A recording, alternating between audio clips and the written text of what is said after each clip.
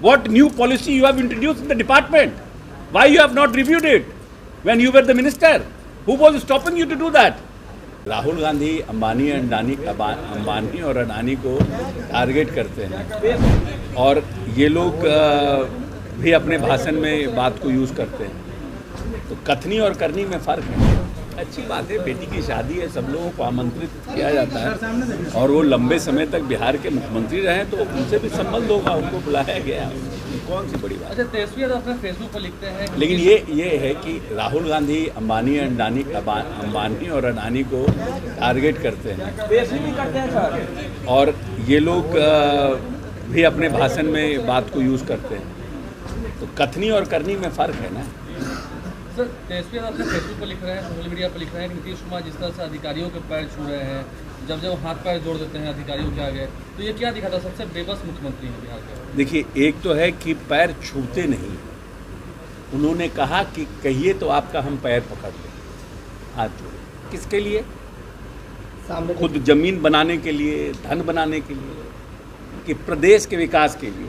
जिस काम को वो लोग 6 महीना कह रहे हैं, मुख्यमंत्री उसको कह रहे हैं 4 महीना, कि आपने 4 महीना का हमें कमिटमेंट दिया था, वो आज आप 6 महीना कह रहे हैं। तो कहिए तो हम आपका पैर पकड़ लें, बात आप लोग मेरा नहीं सुन रहे हैं। तो ये तो हम्बलनेस है ना, ये तो उदारता है।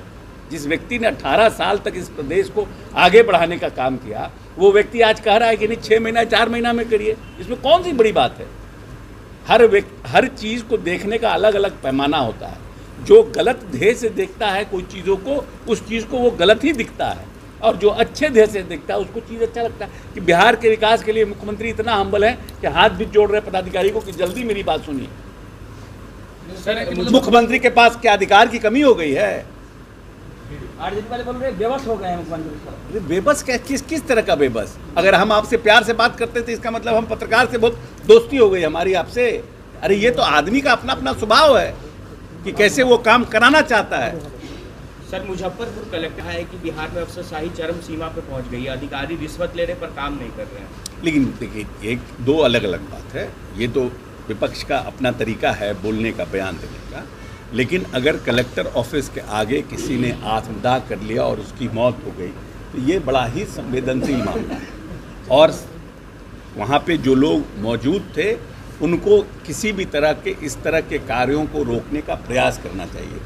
और अगर उन्होंने ये संवेदनशीलता नहीं दिखाई तो ये एक गंभीर मामला है। और जहाँ तक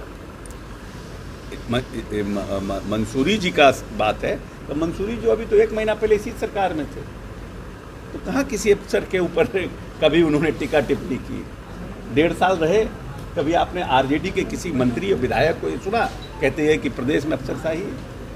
जब भारतीय जनता पार्टी के लोग ये प्रश्न उठाते थे तो सबसे पहले डिफेंड के लिए यही लोग आते थे। तो जब आप कुर्सी के इस तरफ रहिएगा तब आपका बर्ताव दूसरा रहेगा और किसी के उस तरफ जाएगा बर्ताव अलग रहेगा। ठीक सर, आप पर आरोप लगता है कि नीतीश कुमार के जो करीबी लोग हैं उन्होंने हाईजैक कर रखा है, आपका भी नाम उसमें आपका भी नाम आता है। देखिए, एक तो है कि इतने बड़े व्यक्तित्व को मेरे जैसा छोटा आदमी अगर ये कोई कहे कि हम लोगों ने हाईजैक कर लिया है नीतीश जी को, तो जो नीतीश जी को जानता है वो आज के डेट में कोई नीतीश जी के बारे में ये भी नहीं क्लेम कर सकता है कि हम नीतीश जी के करीबी हैं। नीतीश जी एक हाथ का काम करते हैं तो दूसरे हाथ को भी नहीं पता चलता है। वो इतने गंभीर और इतने संवेदनशील व्यक्ति हैं और उनका सिर्फ और सिर्फ जीवन का एक ही मकसद है कि मेरा बिहार कैसे आगे बढ़े। इसके अलावा माननीय नेता को ना अशोक चौधरी से मतलब है, न ललन सिंह से मतलब है, न संजय झा से मतलब है, न विजय चौधरी से मतलब है, न हमारे प्रदेश अध्यक्ष जो हैं कुशवाहा जी उनसे मतलब है। मतलब सिर्फ है कि मेरे बिहार के विकास में कौन हमारा साथ दे सकता है आगे ले जाने के लिए। इसके अलावा नीतीश कुमार को कोई मतलब नहीं। सर, राजद ने एक वीडियो जारी किया है जिसमें बिहार में जो तमाम पुल गिरे हैं उस पर एक वीडियो बनाया उन्होंने और कहा है कि किस तरह से जो है भ्रष्टाचार का पुल सरकार से किस तरह से पुल धाराशाही हो रहा है। अच्छा, एक बात आप बताइए कि 18 महीने तक ये विभाग माननीय नौजवान एनर्जेटिक एक दिन में 22 रैली करने वाले नेता के पास ये था, तो इन 18 महीनों में माननीय नेता ने भ्रष्टाचार के ऊपर कौन सा अंकुश लगाने का नया पॉलिसी लाया, अगर इनको लगता था कि ये भ्रष्टाचार है। दूसरी बात कि इस पुलों को रक्षित करने के लिए, इस पुलों की स्थिति और फर्दर मजबूत हो और प्रदेश की जनता को कोई प्रॉब्लम नहीं हो, समस्या नहीं हो, इसके लिए इन्होंने कौन सी बैठक की थी? आप तो जो स्थिति थी उसी स्थिति को चलने दिए। अगर कोई समस्या थी भी तो आपको प्रश्न उठाने का कोई अधिकार नहीं है। पहली बात, आप कहते हैं कि ये विभाग 18 साल से जेडीयू के पास था, तो माननीय नेता ने 2.5 लाख से ऊपर पुल का निर्माण कराया है। 2.5 लाख से ऊपर पुल का निर्माण हुआ। कौन सा पुल गिर गया? अगर एक आध पुल गिरा है तो उस पर कार्रवाई हो रही है, इंजीनियर सस्पेंड हुए हैं, आईआईटी की टीम आई है, एसओपी की जांच कर रही है, जो उसमें अभियंता संलिप्त होंगे उनको नौकरी से बर्खास्त करेंगे। हम बार बार चिल्ला चिल्ला के कह रहे हैं, और हम क्या कर सकते हैं? और हमारा अभी आए हुए मात्र हमारे पास 22 दिन हुआ है। 8 जून तक हमारा कोड ऑफ कंडक्ट लागू था। आप सोच लीजिए कि 8 जून के बाद जिस दिन ओथ लिए हैं, मॉडल कोड ऑफ कंडक्ट लागू। अभी 8 तारीख को मॉडल कोड ऑफ कंडक्ट खत्म हुआ है। तो हमारा जो हमारे पास विभाग आया जेडीयू के पास, अभी हम क्या कर सकते हैं? और उसके बाद जैसे आया, बाढ़ का पानी हुआ, पुलिया धंसने लगे। जो पुलिया भी गिर रहा है वो एमपी लेड फंड का 11 साल पुराना है। कोई प्रभुनाथ सिंह द्वारा बनाया गया था, कोई तस्लीमुद्दीन जी द्वारा बनाया गया था, कोई किसी और एमपी के द्वारा बनाया गया था।